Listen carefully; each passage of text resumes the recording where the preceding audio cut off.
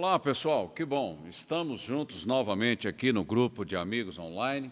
Graças a Deus pela tua vida, pelo teu interesse, nos acompanhando nesta série. Estamos vendo que o justo vive pela sua fé. E estamos tirando exemplos da vida de Abraão, ali do livro de Gênesis, ok? Princípios que interessam a nós na dispensação da igreja. Hoje nós vamos ver o estudo número 10 e vamos falar do segredo da oração. Vocês se lembram que eu comentei que Ló fez uma escolha e foi para o lado errado e isso teria consequências no futuro. E aqui chegou o momento em que Ló estava num lugar complicado, contaminado, no meio de um povo rebelde, o pecado presente ali naquele lugar, ele incomodado com aquela situação, e Abraão, no caso aqui, porque em Gênesis 17 ele tem o nome mudado, ele deve ter sentido um incômodo pela situação, ok? E o Senhor vem ao encontro de Abraão, aparecem 3 homens e o Senhor está no meio, e 2 anjos. Só que é uma teofania, um aparecimento ali para Abraão na porta da tenda da sua habitação. Esse é o cenário que nós temos, tá? E Deus ia julgar Sodoma e Gomorra por causa do pecado. O tempo determinado, até que chegou naquele nível que Deus ia intervir. E Ló estava lá com a sua mulher e com as suas 2 filhas.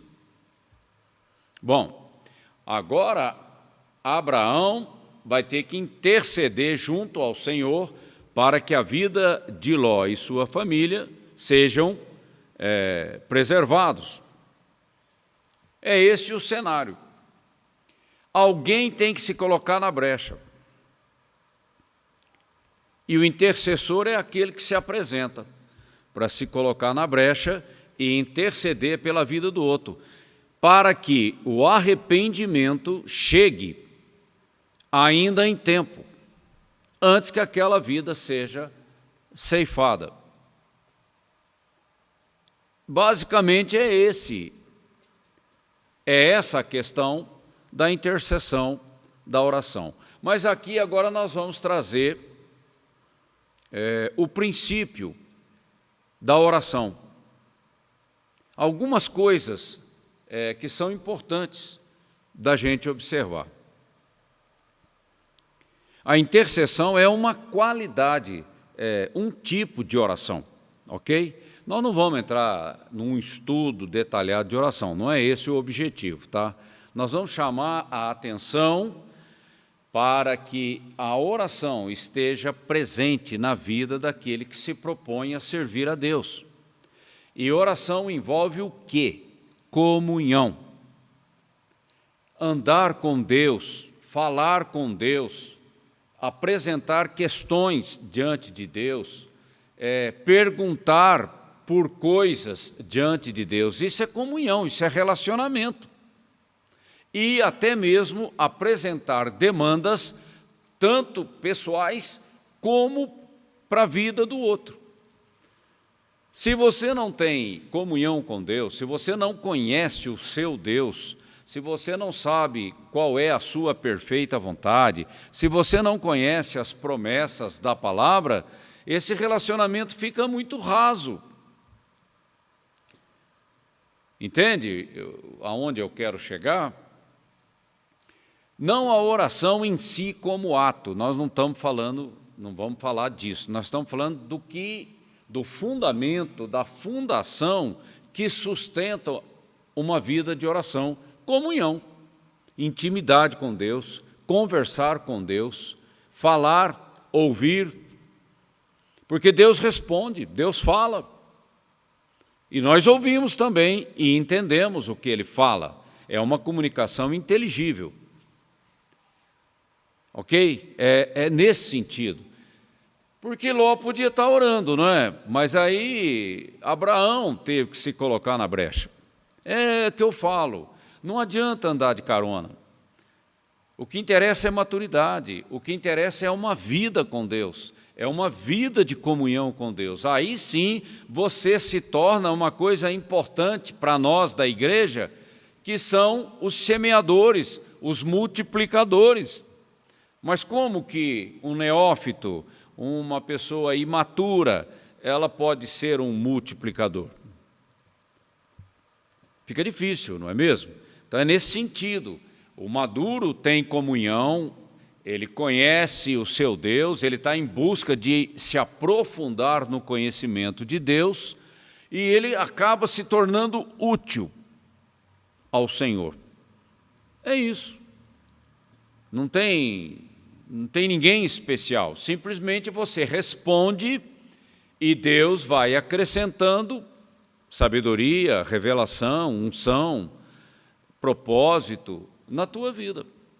Mas tudo começa por uma resposta. Tudo começa por uma resposta da nossa parte. Aqui eu cito alguns versículos falando da necessidade de uma vida de oração na vida do crente, daquele que crê. Aqui eu cito Lucas 18:1. Jesus lhes contou uma parábola para mostrar que deviam orar sempre e nunca desanimar. Um aspecto da oração. O outro, Romanos 12:12. Alegrem-se na esperança, sejam pacientes na tribulação e perseverem na oração. A oração como comunhão, ela não é interrompida, porque é um relacionamento. Você fala, Deus ouve, Deus fala, você ouve. Há uma interação, ok? Aqui também nós citamos Efésios, capítulo 6, 18. Orem em todo o tempo no Espírito. Outro aspecto da oração, aonde o nosso entendimento acaba, aí entra a oração em línguas espirituais, porque o Espírito ora bem. Ele sabe o que está no coração de Deus, e Deus sabe qual é o propósito do Espírito, ou seja, há uma perfeita harmonia. Então, a gente tem que aproveitar todas as ferramentas, ok? E depois, em 1 Tessalonicenses, capítulo 5, versículo 17, orai sem cessar. Como é que a gente pode orar sem cessar? Tendo uma vida de comunhão com o Senhor. Comunhão não para, você não tira férias, ela não é interrompida. Mesmo quando você está dormindo, o Senhor trabalha com o teu coração o tempo todo, porque é uma questão de relacionamento. E a oração que está fundamentada na comunhão, ela fala de proximidade, que é intimidade. Proximidade. Você vai se aproximando cada vez mais do Senhor e vai conhecendo o Senhor de maneira mais intensa, mais profunda, em particularidades, que é de revelação em revelação, de experiência em experiência, de fé em fé, e assim nós vamos crescendo. Então aqui eu estou colocando que a comunhão é mais importante do que a petição, que é orar por uma necessidade, seja a sua ou seja de terceiros, que aí vira uma intercessão, não é mesmo? Mas a comunhão é que alimenta essa oração. É o fato de você incorporar o material da palavra de Deus, aí você tem o que sacar numa hora de necessidade, como eu tenho dito. Mas se não tem nada lá dentro, eu não sei o que eu vou pegar. porque eu estou longe da comunhão. A comunhão é tanto com Deus, de forma espiritual, com uma pessoa, quanto com a sua palavra. Aí eu tenho material para trabalhar, aí eu tenho material para usar numa hora de necessidade. Se não tem nenhuma necessidade, eu apenas estou adorando a Deus, eu estou apenas me regozijando nesse relacionamento com aquele que é o Todo-Poderoso, com aquele que é perfeito em todos os seus caminhos. É uma vida de dependência da graça, da misericórdia, da sabedoria de Deus, do poder de Deus. Então isso é básico.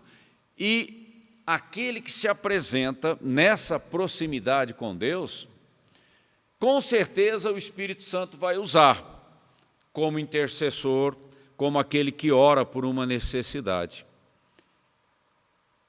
E não é necessidade pessoal, é necessidade que está fora, envolvendo a vida de outras pessoas.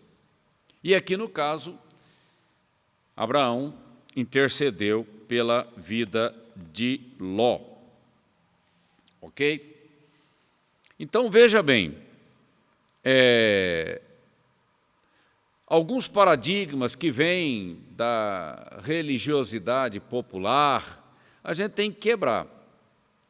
Deus responde todas as minhas orações? Às vezes Ele responde, às vezes Ele não responde, e às vezes é preciso esperar um tempo. São situações, e a gente tem que ter sabedoria, entendimento dessas coisas. Você está preparado para, aqui agora estou falando de petição, você está preparado para receber aquilo que Deus tem para você? Primeiro ponto, nós já discutimos isso anteriormente. É o momento? Você tem sabedoria, maturidade para lidar com aquilo? Essa é uma pergunta que nós temos que desenvolver aí com o Senhor. Eu estou pedindo corretamente? É outra pergunta. A motivação do meu coração, qual é? Deus é amor, Deus é justo, Deus é santo. Então eu tenho que começar a passar essas petições no filtro, né, da palavra de Deus, da sabedoria de Deus, para ver se eu não estou agindo de forma inadequada. Porque não é só pedir, é como pedir, o que pedir, a motivação para pedir, qual o propósito, qual a finalidade. Ok? Deus é amor. O amor de Deus não depende de circunstâncias e nem de currículo. Ele é amor, é da natureza dele, de Deus. Ele me ama, pronto. Não depende disso ou daquilo, Ele me ama.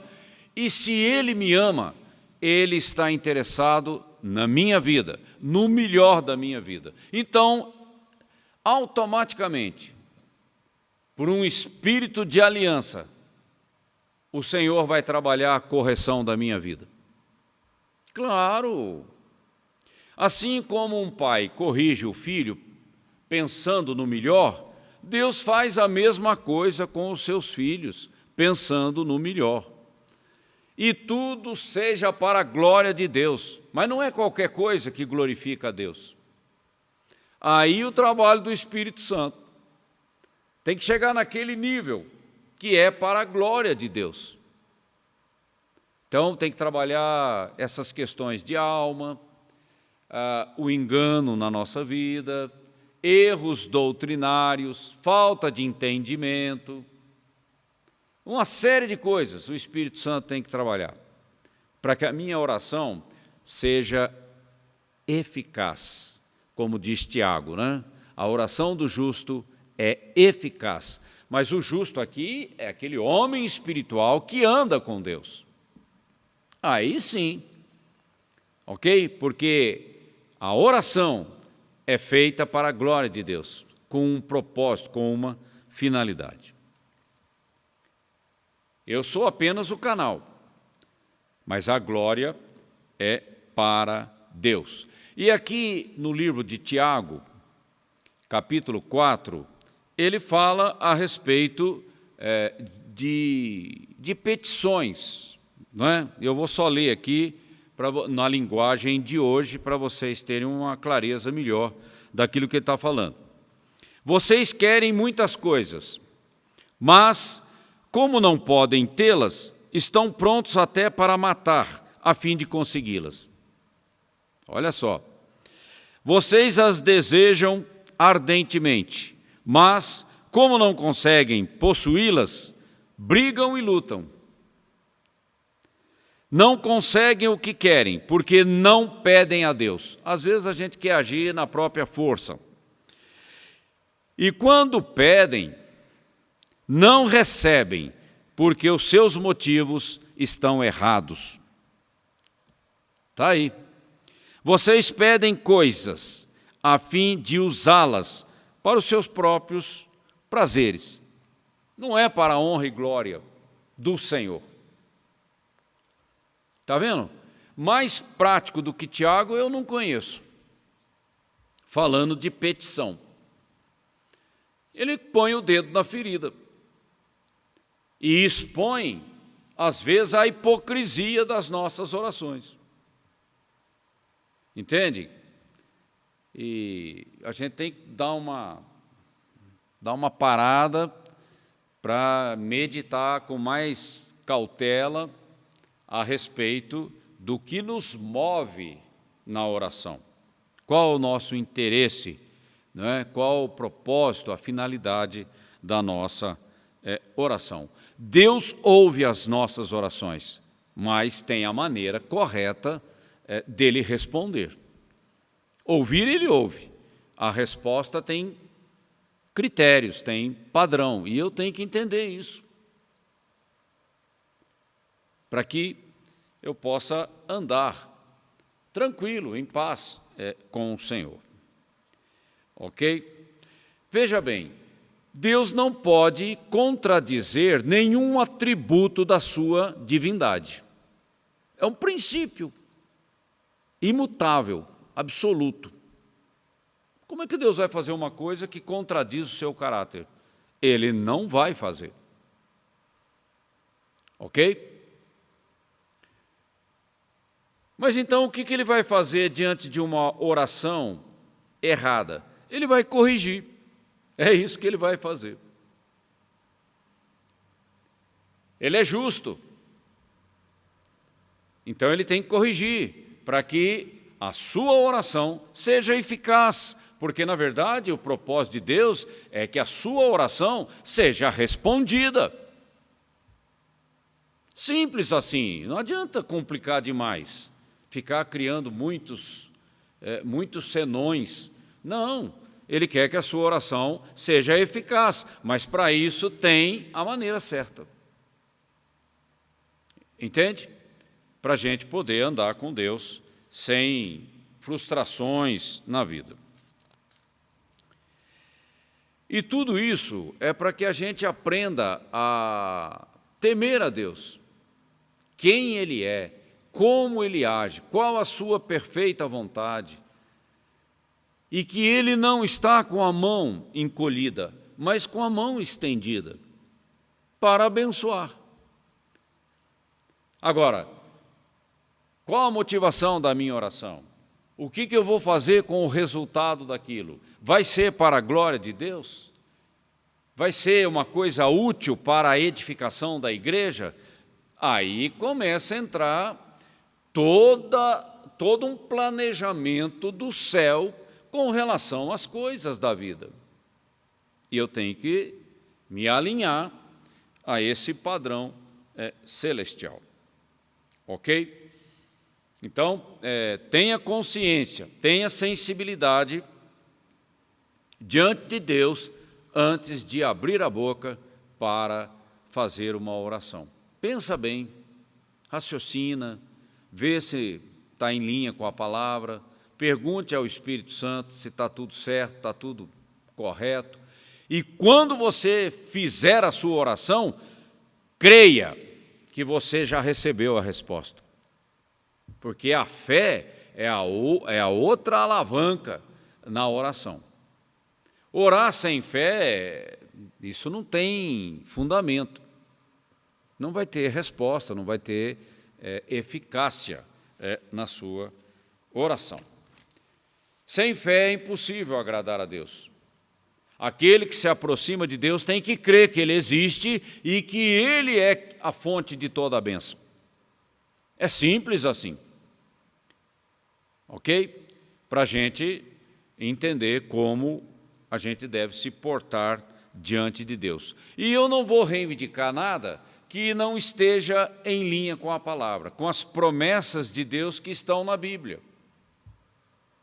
Ou com alguma revelação que o Espírito Santo me trouxer, que são coisas muito íntimas, pessoais, que podem acontecer na nossa vida. Ok? Então, tudo isso a gente tem que estar antenado, sensível a essas coisas, tá bom? Então, para encerrar esse estudo de hoje, aqui em Mateus 21, 22, e tudo o que pedirdes em oração, crendo, você receberá. A fé, ela toma posse como algo já realizado, manifestado. A fé é a substância que faz com que uma promessa espiritual se torne realidade. Na minha vida, na vida de alguém, para quem eu estou intercedendo, orando. Creia, porque Deus é poderoso. Não há impossível para Deus.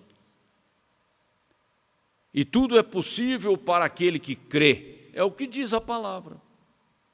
E eu tenho que tomar posse disso e não deixar que espíritos enganadores confundam a minha mente no sentido de desacreditar a minha oração. Ok? Então, são princípios de fé na petição. A gente já falou muito sobre isso aqui na igreja e a gente volta a insistir, porque é assim que funciona. Não é no condicional. A fé, ela determina, ela comanda, ela decreta. Ela não fica no condicional como algo que poderá ou poderia acontecer no futuro. A fé não trabalha assim. A fé simplesmente toma posse e pronto. Ok? Para a gente saber lidar com as coisas. Abraão orou pela vida de Ló. Os anjos foram lá para destruir aquela cidade. E Ló intercedeu, e Abraão intercedeu pela vida de Ló e pela sua família. Os genros não quiseram sair da cidade. Genro aqui, provavelmente como noivado, comprometido, coisa do tipo. Eles não quiseram sair da cidade. Aí saiu Ló com a mulher e com as filhas. A mulher ainda olhou para trás e se transformou numa estátua de sal. E Ló saiu com as duas filhas e seguiu o caminho. Então, você veja, Abraão teve que interceder pela vida de Ló, senão a cidade seria destruída com ele lá dentro. Então, nós precisamos orar pelos perdidos, nós precisamos orar para os nossos familiares que ainda não se converteram, nós precisamos orar pela vizinhança, os amigos de escola, enfim, patrão, funcionários, enfim. Nós temos que orar pelas pessoas enquanto é tempo, enquanto é dia, quando a gente pode trabalhar. Enquanto eu tenho um tempo de oportunidade de orar pelas pessoas, pelos irmãos da igreja, enfim, pastores, aqueles que estão envolvidos no ministério, é tempo de oração, o tempo todo. Mas uma oração tem que ser fruto de uma vida de comunhão com Deus, porque imediatamente você já tem material para sacar e apresentar diante de Deus naquele momento de necessidade. Ok? Pense nessas coisas, medite nessas coisas com sensibilidade para que o Espírito Santo esteja trabalhando o entendimento do teu coração e você seja útil na casa do Senhor, servindo ao Senhor com alegria, com gratidão, e que tudo seja feito para a honra e glória do Senhor. Ok? Que você tenha uma semana abençoada e eu conto com você a semana que vem. Um grande abraço a você.